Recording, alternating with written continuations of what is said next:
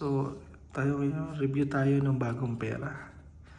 So, as you can see here, it's a 50 peso bill. Leopard. Ang tawag pa. Tama ba?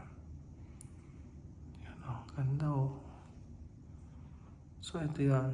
Tapos, at ang back naman niya is ito.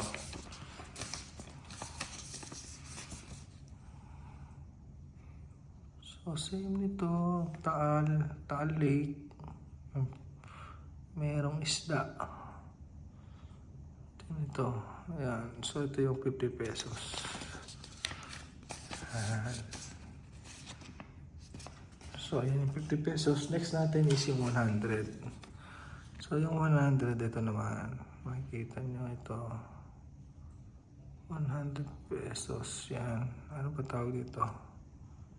Hindi ko mabasa. Peacock. Peacock siya. Ito. So, 100. So, ang likod naman niya is same pa rin ng lumang 100. Mayon Volcano. Pero meron na siya. Ito. Mapa ng Pilipinas.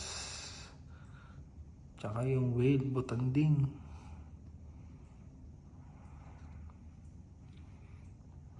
So, yan. Ito yung 100.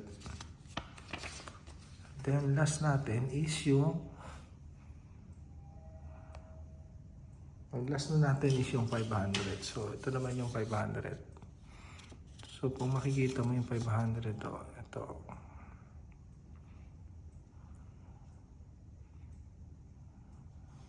Ano to? Deer? Use yata ito eh. Parang use.